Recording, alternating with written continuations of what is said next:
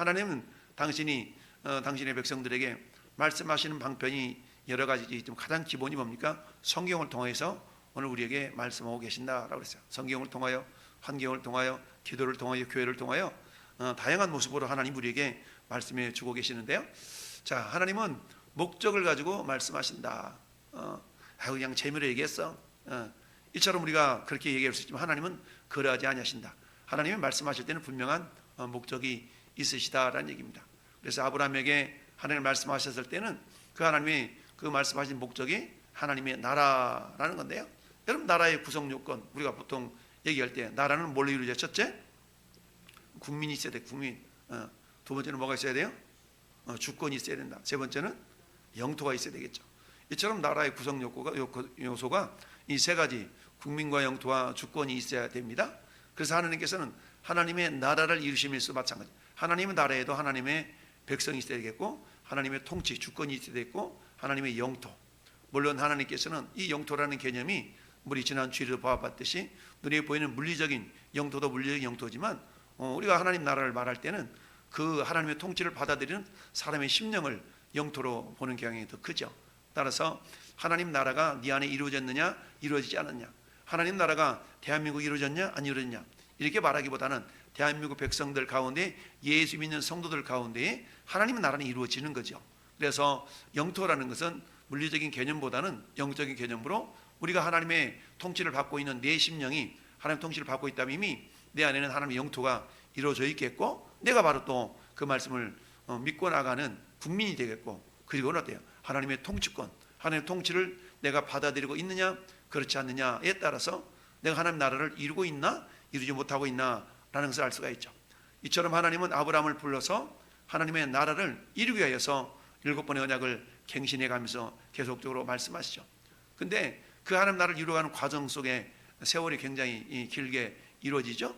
그런 모습을 통해서 우리는 과연 무엇을 우리에게 생각해 볼 수가 있을 것인가. 시편 20편 7절을 한번 다시 읽어봅니다. 어떤 사람은 병거, 어떤 사람은 말을 의지하나 우리는 여호와 우리 하나님의 이름을 자랑하리로다. 아멘. 여러분, 자랑할 것 참 많죠. 우리가 나이 들면 우리는 어때요? 미래를 바라보기보다는 과거를 바라보는 경우가 많죠. 내가 나이가 들었나 젊었나, 이거 우리가 가늠하는 기준이 뭐예요? 젊은 사람들은 미래를 얘기하지만 나이 든 사람들은 과거를 얘기합니다.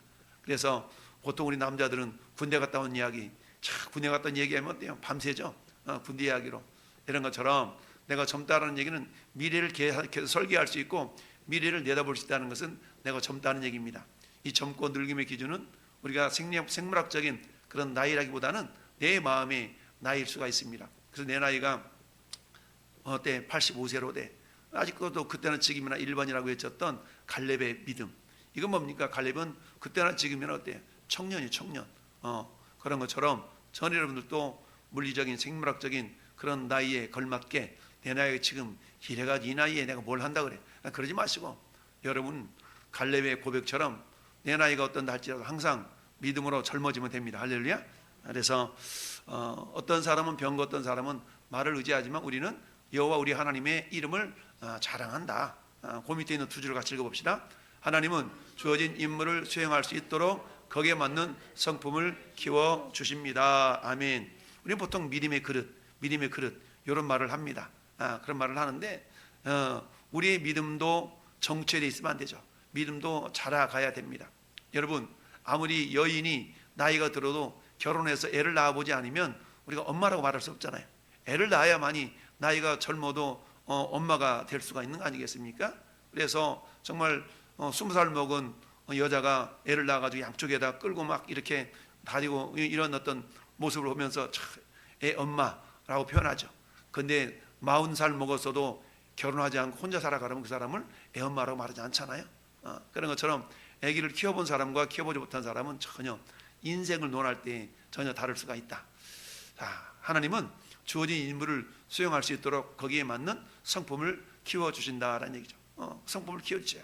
저는 여러분도 마찬가지. 하나님께서는 정말 어떤 일을 우리에게 맡기시기 위해서는 무작정 맡기시는 것이 아니라 그 일을 감당할 수 있는 그릇을 이렇게 준비하시고 성품을 준비시키신 다음에 이렇게 하나님이 일을 맡기신다는 사실을 우리가 생각해 보아야 됩니다. 목적을 가지고 말씀하시는 하나님이라고 하는데 같이 한번 읽어보겠습니다. 우리는 종종 하나님이 우리에게 말씀하셔서 헌신하고자 하는 마음이 저절로 생겨서 하루 종일 기분 좋은 상태가 되기를 소망합니다. 여기까지 한번 봅시다. 우리는 그렇잖아요. 우리 예수 믿는 사람들 가운데 신앙생활 잘 해보고 싶은 마음이 없는 사람 어디 있겠어요? 다 그런 마음이 있잖아요. 야, 그래, 내가 주님 말씀하시면 내가 뭔가 좀 할 거야. 근데 뭐라 그래? 그냥 조금만 기다리세요, 하나님. 아직은 제가 아닌 것 같아요. 이렇게 생각할 수가 있죠? 누구나 그런 되기를 소망합니다. 자, 그러면서 시작. 이를 위해서는 내가 합당한 준비가 되어 있어야 되는데요, 하나님은 항상 무언가를 염두에 두고 말씀하십니다. 하나님께서 성경과 기도와 환경과 교회 혹은 다른 어떤 것들을 통해서 우리에게 말씀하실 때에 그분은 우리의 인생의 목적을 가지고 계십니다. 아멘. 물론 우리의 궁극적인 목적은 뭡니까? 우리를 통해서 하나님의 영광을 드러내는 거 아니겠어요? 먹든지 마시든지 무엇을 하든지 하나님의 영광을 위해 살아. 사도 바울의 고백이나 이사야 선지를 통해서 이사야 43장 7절의 고백이나 똑같이 하나님의 영광을 위한다는 얘기입니다. 그럼 늘 말씀드렸듯이 영광은 뭐냐? 영광은 나를 통해서 반사되는 것이 영광이죠. 즉 내 영광, 그럼 내가 드러나는 거죠. 하나님의 영광, 그럼 하나님이 드러나는 거예요. 누구를 통하여? 나를 통하여 하나님이 드러난다면 내가 하나님의 영광을 드러내는 겁니다. 자식은 부모의 멸류관이라고 그러잖아요. 그러니까 자식을 통해서 부모가 너 아버지 함자가 어떻게 되시냐? 너 아버지 존함이 어떻게 이래서 이렇습니다. 역시 뭐야? 아버지 이름이 높아지는 거죠. 자식을 보면서 아버지 이름이 높아진다. 마찬가지로 저 여러분들을 보면서 당신 예수 믿는 사람이라면서요? 예, 그렇습니다. 역시 좀 다르시군요. 이런 소리를 들어야 되는데 이에 반대로 부정적인 소리를 듣는다면 우리는 하나님의 영광을 드러내는 존재가 아니다라고 말할 수가 있죠. 그러면 어때요? 우리는 잘못 살고 있는 거예요. 왜? 우리 존재 목적 자체가 하나님께 영광을 돌리는 것인데 하나님께 영광을 돌리지 못하고 살아가고 있다면 우리가 잘못 살고 있는 것이죠. 그래서 그분은 우리 인생의 목적을 가지고 계신다. 물론 궁극적인 목적은 하나님의 영광이라는 얘기입니다. 그런데 먹든지 마시든지 무엇을 하든지잖아요. 무엇을 하든지 먹든지 마시든지 무엇을 하든지 어린이집 교사를 하든 학교의 학생으로서 학생을 하든 목사로서 목회를 하든 무엇을 하든지요. 그 상태 가운데서 하나님의 영광을 위할 수 있는 비결이 뭘까? 목사는 목사로서, 성도는 성도로서 각자의 맡겨진 그 직업과 직장과 생업의 현장 가운데서 어떻게 하면 하나님의 영광을 나타낼 수 있을 것인가를 늘 우리가 염두에 두면서 하나님은 나를 통해서 어떤 목적이 있다. 궁극적인 목적은 하나님께 영광이지만 궁극적인 목적을 이루게 한 하나하나 과정마다 우리에게 하나님의 어떤 또 목적이 있으심을 우리가 알아야 된다라는 얘기죠. 자, 그럼 오늘 본문의 주인공이 아브라함이잖아요. 그러면 아브라함에게는 어떤 목적을 하나님이 갖고 계셨을까? 다시 한번 읽어봅시다. 시작. 하나님이 아브라함에게 말씀하셨을 때 하나님은 한 나라를 세우려는 계획을 가지고 계셨습니다. 하나님은 왜 하필이면 그때 아브라함에게 말씀하셨을까요? 하나님께서 바로 그때 한 나라를 세우시기 원하셨기 때문입니다. 하나님이 무엇을 하시려는지 알게 된 바로 그 순간에 아브라함은 자기 인생을 하나님이 원하시는 쪽으로 조정해야 했습니다. 그는 하나님이 하라고 하시는 대로 즉시 따라야만 했습니다. 아멘. 자, 우리가 그러잖아요. 하나님, 나를 향한 하나님의 계획이 뭡니까? 무엇입니까? 우리 뭐 기도하기도 하고 그렇지 않습니까? 자, 하나님께서는 본토 친척 아비집을 떠나라 하면서 갈대아 우리에 있는 아브라함을 부르셨어요. 근데 하나님은 왜 하필 그때 불렀을까? 오늘 말씀에 보면 4절에 아브라함을 하나님께서 부르실 때 나이가 몇 살이었어요? 하란을 떠날 때가 75세였다라고 그랬어요. 아니 좀 더 일찍 부르면 좀 안 됐나? 한 50대쯤 되면 불렀으면 좀 그랬을까? 아니 좀 더 젊었을 때 불렀으면 좀 그랬을까? 우리 여러 가지 생각을 할 수가 있잖아요. 그렇지만 하나님은 어때요? 따라서 하나님은 항상 오르십니다. 하나님 항상 오르셔요. 내 생각이 이해되지 못한다 할지라도 하나님은 항상 오르셔요. 그러니까 왜 75세에 하나님 아브라함을 부르셨을까요? 그게 하나님의 뜻이었다는 얘기죠. 그게 하나님의 생각이었다는 얘기입니다. 그래서 하나님께서 75세 된 우리로 말하면 노인인 그런 아브라함을 왜 그때 하필 불렀을까? 그게 하나님의 뜻이고 하나님의 계획이었다는 얘기입니다. 왜 하나님께서는 80살 먹은 모세를 그때서 찾아오셨을까? 40년 동안이나 광야에서 뺑뺑이 돌도록 하시다가 좀 일찍 오셨으면 안 됐을까? 근데 그게 하나님께서 just time, 가장 완벽한 그때였다는 얘기죠. 그래서 하나님께서는 아브라함을 이렇게 부르셨을 때에 바로 그때 하나님께서는 아브라함을 통해서 그 나라를 이루기를 원하시는 그런 시점이었다는 얘기입니다. 그러니까 하나님이 무엇인가를 하나님이 뭔가를 하려고 그러는가 보다 라고 아브라함이 깨닫는 그 순간이 뭐 어떤 순간이냐면 하나님께 순종할 순간이라는 얘기죠. 근데 우리는 어때요? 하나님 지금은 아닌 것 같고요, 조금만 좀 기다려주세요. 우리 이런 경우가 많죠. 그래서 아브라함은 자기가 가지고 있었던 모든 그런 일정 계획들을 어때요? 하나님의 원하시는 쪽으로 조정을 해서 그 뜻을 이루어드리려고 했다라는 얘기입니다. 오늘날도 마찬가지죠. 그렇다면 나를 향하신 하나님의 때, 하나님 내가 어떻게 하면 우리 그런 얘기 하잖아요. 하나님은 나에게 말씀하시는 바로 그 순간에 내가 응답하기를 바라셔요. 근데 중요한 것은 하나님 지금 나에게 말씀하고 있나? 그렇지 않고 있나를 우리는 분별할 수 있어야 되겠죠. 하나님께서 나에게 지금 말씀하신다면 나는 그 순간에 바로 응답하고 순종해야 되는데, 근데 어때요? 우리는 하나님께서 우리에게 말씀하시는 통로가 어떻게 된다고 그랬어요? 다양하다고 그랬죠? 어떻게 말씀하십니까? 하나님께서는 성경과 기도와 환경과 교회 혹은 다른 여러 가지 것들을 통해서 우리에게 말씀하신다고 그랬어요? 그러면 우리는 하나님 지금 나에게 말씀하시고 있네?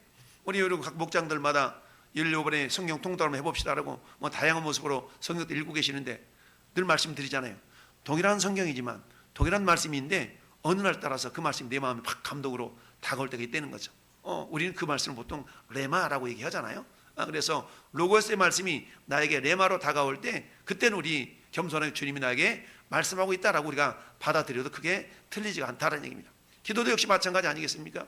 기도하는 가운데 불현듯 어떤 감동이나 이런 것들이 이렇게 생각나게 되면 그것도 역시 하나님이 말씀으로 말씀하고 있다라고 우리가 받아들일 수도 있고요. 또 환경도 마찬가지 아니겠어요? 그러니까 저 단 한 가지만 가지고 이러니까 나기보다도 저 다양한 것들을 통해서 우리가 복합적으로 이렇게 미뤄보건대 지금이 하나님이 부르시는가 보다라고 생각해 볼 수가 있는 거죠. 저 역시도 마찬가지 하나님의 길을 이렇게 감에 있어서 다양한 방식으로 하나님이 주의 종의 길을 가도록 이렇게 이끌어 가셨던 걸 이렇게 보게 되는데요. 우리 성도들도 역시 마찬가지다. 우리 성도들도 신앙을 해서가 아니라 우리 삶의 현장 가운데서 어떻게 하나님께서 우리에게 말씀하시는가를 분별할 수 있는 지혜가 늘 있어야 된다는 얘기인데요. 자, 우리는 대부분 서너 달 동안 그것에 대해서 생각할 시간이 있다라고 가정하고 또는 과연 지금이 하나님 원하시는 시기인지 아닌지를 결정하려고 하는 경우가 많다. 하나님 말씀하고 있지만 지금은 아닌 것 같아. 뭐 보면서 내 환경, 생편을 보면서 아닌 것 같아라고 말하는 경우가 있다는 얘기죠. 그러니까 하나님이 우리에게 말씀하시는 바로 그 순간이 하나님의 시기. 근데 그 시기를 우리가 결정하려고 하는 경향이 있다는 겁니다. 근데 하나님은 어때요? 하나님 말씀하는 그 시기, 그때가 가장 적합한 때다는 얘기죠.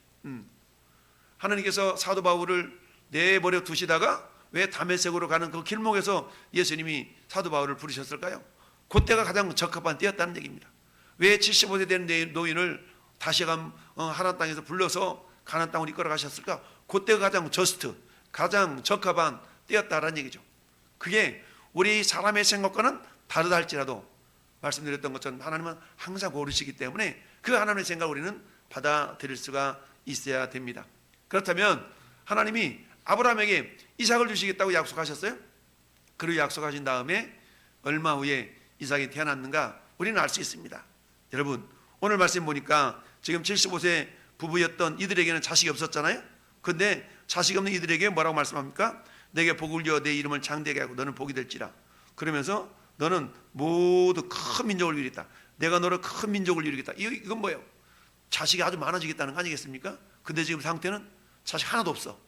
그러니까 이게 하나님 일단 약속은 주셨지만 이 약속이 이루어지기까지는 먼 세월이 있었지만 그 씨앗을 본 게 이삭이잖아요. 그 씨앗을 보기까지는 얼마 걸렸다고요? 25년이 걸렸다는 얘기죠. 25년이 걸렸어.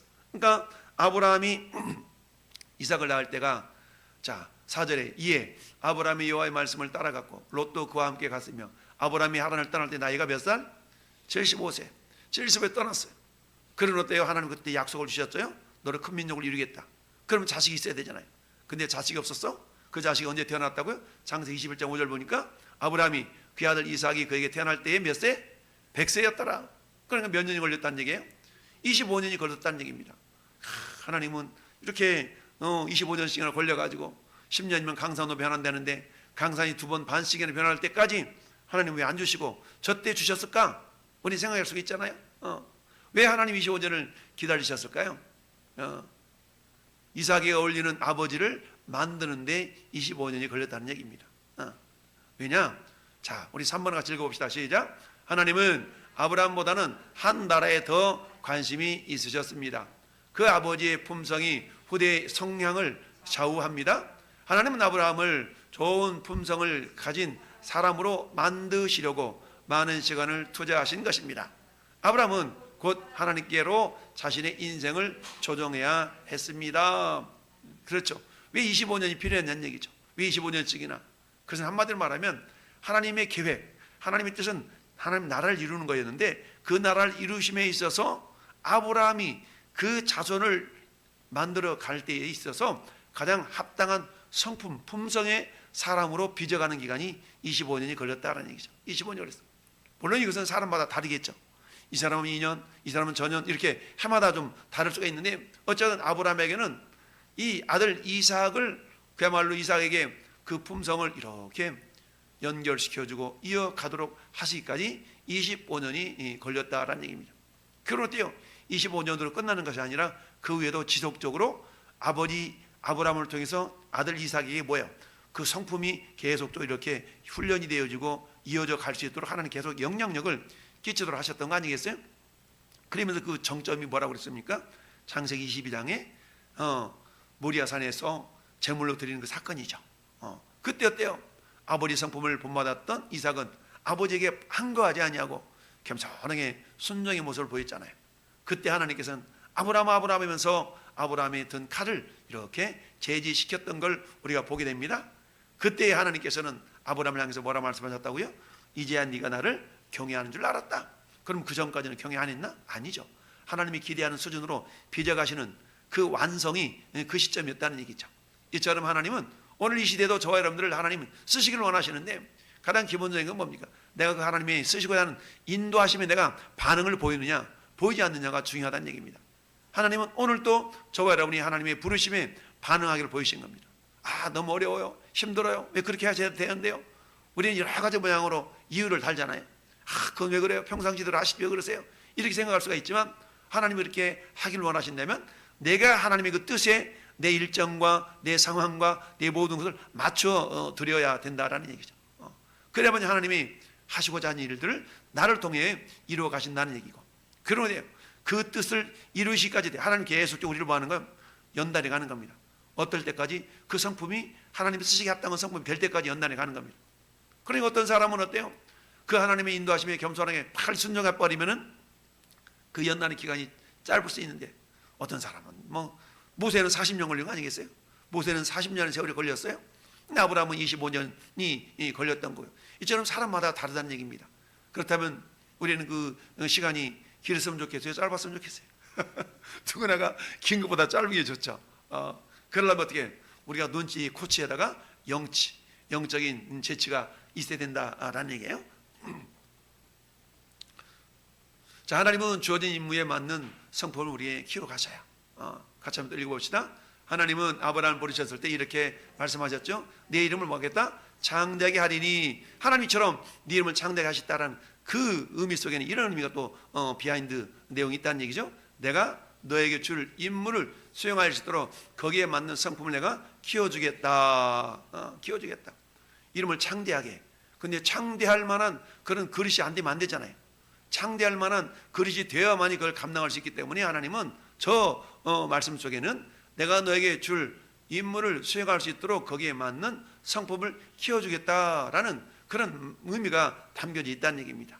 그래서 어떤 사람에게 큰 임무를 맡길 때는 어때요? 소심한 성품을 가지고 있어서는 안 되겠죠. 그들 감당할 수 있는 그릇이 되어야 되는 거 아니겠습니까? 그래서 우리는 대개 자신의 성품을 돌아보기에는 거부하면서 하나님께서 큰 임무를 맡겨주시기만을 기대하는 경우가 있다는 얘기죠. 근데 어때요? 하나님은 한꺼번에 큰 일을 우리에게 결코 맡겨주시지 않는다.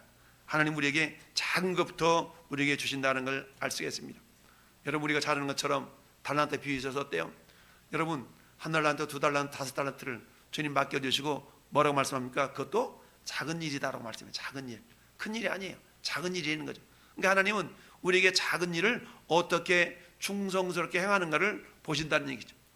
주인이 이르되 잘하였도다 착하고 충성된 종아. 하나님이 우리에게 충성됨을 보는 거는요, 큰 일을 보시는 게 아니에요. 자그마한 일 하나를 우리에게 보신다는 얘기입니다. 내가 아무렇게 여기지 않았던, 대수롭지 않게 여겼던, 아주 사사로 여겼던 그것을 하나님은 유심히 보신다는 얘기죠. 왜요? 하나님이 우리에게 주시는 것들은 다 귀한 것이기 때문에 그 어떤 것도 우리가 사사로 여길 만한 것은 없습니다. 따라서 주인이 말하기를 잘했다 착하고 충성된 종아. 그러면 어떤 일에 충성했나? 네가 적은 일에 충성했다는 얘기죠. 너 큰 일에 충성했구나. 이렇게 주님이 따지지 않고 적은 일. 그러면 내가 교회 공동체 일원으로서, 교회 지체로서, 그럼 내가 주님께, 우리는 모두가 다 하나님 나라를 이루어가는 지체들 아니겠어요? 마치 에베소서 2장 20절의 말씀처럼 우리는 어때요? 함께 지어져가는 공동체거든요. 함께 지어져가느니라. 어떤 사람은 이런 모양으로, 어떤 사람은 저런 모양으로, 마치 건물이 벽돌과 기둥과 이런 것이 서로 얽어져서 건물이 세워져 나가는 것처럼 우리 한 성도 한 성도를 사도 바울은 벽돌에 비유를 했잖아요. 벽돌에. 그러니까 전에 여러분들이 어때요? 그 역할을 어떻게 감당함에 있어서 우리 주인이신 주님이 보실 때 네가 충성했구나 라고 여길 수 있겠냐는 얘기죠. 아무리 모든 성도들은요, 아무리 직분이 없고 나는 배운 것도 짧고 그런다 할지라도 날마다 그 나름의 역할은 다 있는 겁니다. 그 우리 몸을 보면 알잖아요. 우리 몸에 어느 한 부분 필요하지 않는 부분 없잖아요. 다 필요하기 때문에 하나님이 다 주신 거 아니겠어요? 자, 그래서 우리 주님은 우리에게 작은 일에 충성하는 것을 보신다. 그 작은 일에 충성하는 걸 보시고 그보다 더 큰 은혜와 더 큰 기쁨을 누릴 수 있는 것을 우리에게 안겨 주신다는 사실을 기억하면서 항상 주님, 내가 이 상태에서 어떻게 주님을 위하여서 충성하며 헌신할 수 있겠습니까? 라고 우리 자신이 늘 주님께 여쭙고 그 깨달음이 있다면 거기에 대해서 즉각적으로 순종하며 나가면 되죠. 그래서 우리가 내가 주인 되는 것을 우리는 늘 내려놓을 수 있어야 됩니다. 내가 주인 되어졌던 모든 것들이 내려놓는 것이 결국 땅을, 지난 주일의 말씀처럼 땅을 정복하는 겁니다. 내가 주인 되었던 영역들을 주님이 주인 되도록 계속 내어드리는 거예요. 그래서 내 마음이 온전하게 주님이 주인 되어지는 그런 영역으로 만들어가는 것인데, 자, 같이 읽어봅시다. 시작. 어떤 사람들이 취미 생활을 하면서 이들이 즐기는 그 취미는 세상이 없어져도 방해받을 수 없다라고 생각하는 사람들이 있습니다. 여기까지 읽어봅시다. 그런 사람 있잖아요. 어떤 사람 너무 바둑을 좋아해, 너무 낚시를 좋아해, 요즘 우리 볼도 너무 볼차기 좋아해, 족구 좋아해, 야구 좋아해, 이런 동호회들도 많잖아요. 근데 어때요? 그런 것만큼은 세상에 없어도 방해받기 싫어하는 그런 경향들이 있잖아요. 그러니까 그거 좀 이렇게 미루고 이렇게 하면 안 될까요? 안 돼요. 이건 안 돼요. 내가 거기서 중책을 맡았기 때문에 안 되고요. 내가 무슨 중요한 이치기 때문에 안 되고요. 거기서 얼마나 하기 때문에 안 되고요. 이런다는 얘기죠. 그러니까 제가 우리 성도들뿐만 아니라 목사님들도 역시 마찬가지죠. 목사님들 취미생활 하시는 분들 계시는데 그 취미가 요런 부분인데 이렇게 하면 안 될까요? 안 된다는 거야. 그건 우리가 아주 이런 일을 하고 있기 때문에 안 됩니다 라고 거절하는 경우를 저도 경험해 봤는데 그런 거죠. 세상에 없어도 방해받을 수 없다라고 생각하는 사람들이 있어요. 그들은 마음속으로는 하나님을 섬기고 싶다고 하지만 자기들의 계획에 방해가 되는 것이면 그 어떤 것도 그들의 인생에서 제해버리고는 한다라는 얘기죠. 이건 안 돼요. 저건 안 돼요. 왜? 자기들이 어떤 그런 어떤 마음속으로 정말 하나님을 섬기고 싶어. 그렇지만 어때요? 당장에 자기의 육신의 유익함을 이렇게 내려놓는다는 게 그게 쉬운 일이 아니다라는 얘기죠. 왜? 그걸 내려놓은 모든 걸 내려놓는 것처럼 여겨지기 때문에 그렇지 않다는 얘기죠. 그러면서 그들은 너무나 자기 중심적이기 때문에 하나님이 그들에게 오실 때를 알아차리지 못한다는 얘기죠. 보라 지금은 은혜 받을 만한 때에 보라 지금은 구원의 날이로다. 하나님은 항상 지금 나에게 말씀하시나라는 그런 믿음의 자세를 가져야 되는데 우리는 어때요? 지금은 아니고요, 올해는 아니고요. 우리 그러잖아요. 교회 공동체 속에서도 뭔가를 우리가 한번 함께 해보면서 이런 직분 맡아서 저런 직분 맡아서 한번 해봅시다. 그러면 어때요? 목사님 올해는 아닌 것 같고요, 지금은 아닌 것 같고요, 나는 아닌 것 같고요. 이런 경우가 얼마나 많습니까? 그때가 바로 하나님이 나를 향해서 나를 부르시고 있는 그때인데 우리는 그걸 그렇게 받아들이지 않아요. 그때 순종해야만이 그 시점부터 하나님 우리를 빚어가시거든요. 근데 순종하지 않으면 출발이 안 되는 겁니다. 그래 한번 해볼까요? 그 순간부터 하나님께서는 어때요? 권능을 주시는 거죠. 권세와 능력. 그래서 하나님이 그들에게 오실 때를 알아차리지 못한다. 하나님 중심으로 사는 사람이란, 거기 같이 읽어봅시다. 시작. 하나님 중심으로 사는 사람이란 나의 환경을 하나님이 원하시는 대로 조정하는 사람입니다. 아멘. 하나님 중심으로 사는 사람이라는 것은요, 나의 환경을 하나님이 원하시는 대로 조정하는 사람이에요. 오늘 우리 같이 전도했던 그 김용덕 집사님이신데요, 난 그분과 차를 마시면서 간증을 듣는데 내가 목사님 내가 부끄럽더라고. 얼마나 신앙적으로 사시는지. 이분은 가족들이 가족 여행을 가도 이분 그런 고백을 해요. 자기는 화장실이 이렇게 막혀 있는 그런 룸을 이렇게 얻는다는 거예요. 그 자기는 어김없이 새벽 3시 반이면 일어나가지고 하나님 향해서 찬양과 기도를 올린다는 거예요. 어떤 때는 자기가 14층에서 살아서 하나님께 기도하고 찬양하는데 밑에 층에 홀로 사는 남자가 와서 방해를 하는데 시끄럽다고 막 그들이는 거야. 기도하고 찬양을 했더니 이거 시끄럽다고. 근데 그 사람은 어떤 사람이냐, 이게 게임 해가지고 게임 동전 게임 이렇게 포인트 가지고 먹고 사는 사람인데 그렇게 막 방해를 하더래. 그러면서 와서 막 시끄럽다고 하고 막 그렇게 방해를 하더래. 자기는 하나님을 찬양하고 막 이러는 시간이었는데 그게 시끄럽다고. 근데 테레비를 틀어놓으면 시끄럽다고 안 하더래. 시끄럽다고 소리 안 하는데 테레비 소리를. 근데 어느 날 조용하더라는 거지. 그래서 이렇게 조용하죠, 웬일이야? 그때 알고 봤더니 어제 저녁에 급사했다라고, 갑자기 죽었다고 이렇게 그 주민이 얘기를 했다는 얘기죠. 그러니까 하나님을 기쁘시하는 일이 있어서 뭐 다 그런 건 아니겠지만 우연히 그렇게 했지만 그 집사님이 믿음을 구해요. 내가 하나님 기쁘시하는 그런 사역을 하려고 그러는데 그게 방해되니까 하나님께서 치워주셨다라고 자기는 믿는다는 거죠. 뿐만 아니라 어때요? 지금 그분 하시는 일이 뭐 전국을 다 돌아다니는 일을 하시더라고. 그렇진데도 불구하고 어때? 일주일에 2번씩 그 추운에 더우나 일주일에 2번씩 나와서 2시간씩 이게 전도하는 일을 자기 어떤 하나님과 약속으로 딱 정해가지고 귀를 하는 거야. 가지고 새벽에 3시 반에 일어나서 기도하고 딱 찬양하고 그러고 내 출발해서 어느 지에 가서 일을 하기도 하고 이런 식으로 일을 하시면서 딱 얘기를 하는데 굉장히 어떤 하나님 중심으로 살아가려고 월급 많이 받는 직장이 있었다는 거죠. 월급 많이 받는 직장이 있었는데 네, 직장이 있었는데 그 직장을 자기가 내려놓은 이야기를 하는 거야. 내려놓은 이야기를. 어느 날 하나님을 예배해야 되는데 그게 이게 그렇게 제대로 되지 못했다는 거죠. 그래서 결국 그 직장을 내려놓고 하나님 더 잘 섬길 수 있는 일을 선택하다 보니까 또 어떤 발전소 이런 일을 또 이렇게 했다는 거예요. 근데 그 일도 이렇게 가만히 보니까 또 거기 골라 그러면 또 이렇게 남을 또 속여야 되는 그런 또 가능성이 있는 그런 일들이 있는 거예요. 그래서 그것도 내려놓고 기도하는 가운데 집사님이 지금 하시는 일이 철거 일을 하시는 거예요. 철거 일을 이렇게 하러 전국적으로 돌아다니시는데 하나님께서 때를 따 일거리를 다 주셔서 그걸 잘 감당하고 있다고 그렇게 말씀을 하시면서 참 이렇게 간증하는데 이게 참 도전도 되고 참 그랬습니다. 그래서 그렇게 말씀으로 믿음으로 살려고 하는 그 가족 전체가 그런 모습을 보면서 이 목사 가정보다 낫다 그런 생각을 좀 한 적이 있었는데 그거거든요. 하나님 중심으로 사는 사람이란 나의 환경을 하나님 원하시는 대로 조정해 나가는 거야. 조정해 나갔다는 얘기입니다. 설령 내가 돈을 더 받을 수 있는 기회가 있음에도 불구하고 그걸 양보하고 하나님 중심으로 살기 위해서 그걸 내려놓는 거죠. 이런 그런 분을 우리 전도하면서 이렇게 뵀는데 참 그게 쉽지가 않은데 그렇게 사시는 분이 또 있다는 걸 다시 한번 이렇게 보면서 참 내가 도전도 받았습니다. 자, 하나님이 성경에 준비시킨 우리 두 사람을 볼 수가 있어요. 한 사람은 다윗이고요, 한 사람은 사도 바울. 여러분 아는 것처럼 다윗은 사무엘 선지자를 통해서 기름 부음을 받아서 왕으로 일단 선택되잖아요. 그때 나이가 보통 17살 내지는 19살 이런 식으로 보거든요. 그런 쪽으로 봐요. 그러면 사무엘 선지자를 통해서 이렇게 기름 부음을 받았지만 실질적으로 다윗이 왕으로 이렇게 등극할 때는 나이가 몇 살이었을 것 같아요? 자 봅시다.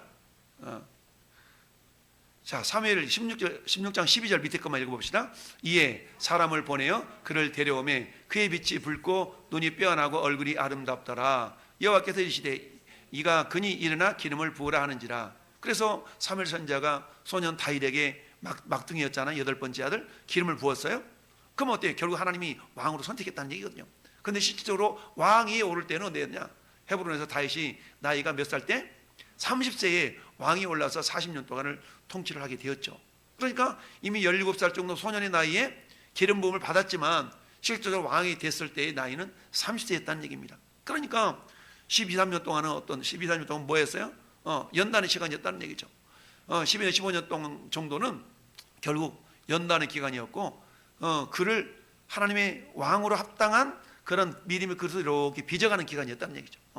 한꺼번에 싹 이렇게 만들어서 그러시는 법은 없다는 얘기죠. 우리 잘 아는 또 사도 바울도 어떻습니까? 사도 바울도 살아계신 주님을 만난 지 얼마 만에 첫 전도 여행을 떠났을까요? 여러분이 사도행전 9장에 예수님을 만나잖아요. 그리고 사도행전 13장에 가서 전도 여행을 떠나죠. 그럼 사도행전 9장과 13장의 그 어간의 그 세월은 몇 년쯤 흘렀나? 아마 10년 내지는 11년 정도로 학자들이 봐요. 그 정도로. 그리고는 어때요? 비로소 어때? 이 사도 바울이 훈련 받은 것은 아라비아로 갔다가 저 길리기아 다소로 갔다가 이런 어떤 과정을 겪거든요. 이렇게 해서 자, 지도를 한번 봅시다. 지도가 어디로 갔지? 지도가 없어요?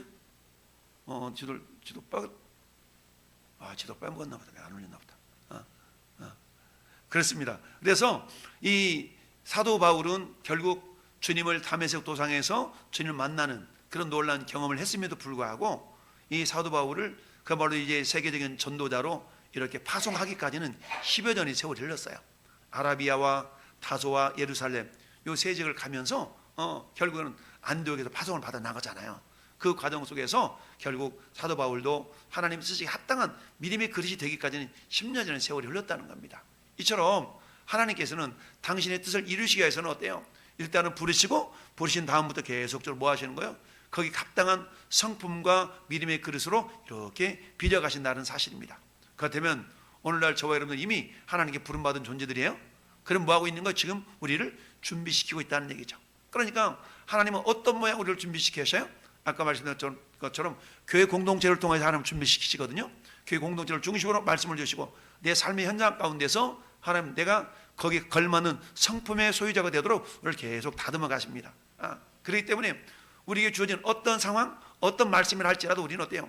예수님이 그러셨던 것처럼 아멘으로 겸손하게 받아들이면 우리가 그런 상태로 빚어져 가는 겁니다. 그런데 내가 그것을 거부하면 거부할수록 그 시간이 계속적으로 늘어나는 겁니다. 모세는 40년 걸렸고요. 이처럼 아브라함은 25년이 걸렸어요. 그렇다면 전 여러분은 어때요? 저 사도 바울은 10여 년이 걸렸고 다윗은 15년 정도 걸렸다고 그러는데 여러분 그 어떤 하나님의 사람들도 하나님 그저 쓰시는 법이 없어요. 항상 훈련하시고 준비시키셔서 쓰신다는 사실입니다. 오늘 이 시대를 사는 저 여러분들은 지금 뭐하는 기간이야? 준비하는 기간인 줄 알고 하나님이 부르셨어요. 부르셨다면 언제든지 주님 쓰시고자 할 때 주님 내가 여기 있나이다 나를 쓰소서 이사야 선지자가 고백했던 것처럼 저녁부터 그런 미리 모습으로 고백해야 될 줄로 믿습니다. 자, 우리 한번 결론을 우리 한번 같이 읽어보겠습니다. 시작. 하나님께서 내게 말씀하시는 바로 그 순간에 하나님 내가 응답하기를 원하십니다. 우리 미루지 말라는 얘기죠. 그러면 민감해야 돼. 민감해야 돼. 둘째, 하나님이 내게 말씀하시는 바로 그 순간이 하나님의 시기입니다. 왜 지금인가요? 아니, 그때가 하나님 보실 때 가장 합당하기 때문에 그랬다는 얘기고요. 세 번째, 하나님은 내게 주실 임무에 맞도록 나의 성품을 키워주십니다. 아멘. 저는 못해요. 안 해요. 이게 아니라 우리에게 하나님이 고린도서 10장 12절 말씀처럼 사람이 감당할 시험 밖에는 너에게 당한 것이 없다. 하나님은 미쁘사 너희 시험 당함을 허락하지 아니하시고 시험 당할 쯤에 너희로 능히 피할 수 있는 길도 능력도 열어두신다. 할렐루야. 그러니까 하나님께서 우리에게 이거 좀 해보실랍니까? 이음은 하나님 지금 말씀하신다고 우리 겸손하게 받으면 할 능력도 주신다는 얘기입니다. 할렐루야. 자, 마지막 네 번째, 하나님은 나의 생활을 방해할 권리가 있으십니다. 하나님을 나의 주님으로 모시는 것은 주께서 언제든지 내 인생을 간섭하실 권리를 드리는 것입니다. 아멘. 우리 예수님을 주님이라고 그러잖아요. 주님이라면 나의 주인이라는 얘기죠. 근데 그 주인은 어때요? 언제든지 당신의 종을 간섭할 권리가 있는 거 아니겠어요? 네. 근데 우리는 간섭을 싫어하잖아요. 주님이 이 모양 저 모양 간섭하실 때에 네, 알겠습니다 주님 아멘 해야 되는데 아멘 해야 되냐고 우리 생각으로 판단하고 평가하고 그러면 안 된다는 얘기입니다. 겸손하게 주님 뜻이라면 내가 행하겠나이다. 이런 어떤 순종의 모습이 있을 때 하나님 나를 통하여 놀라운 하나님의 은혜를 경험할 수 있도록 우리를 이끌어 가십니다.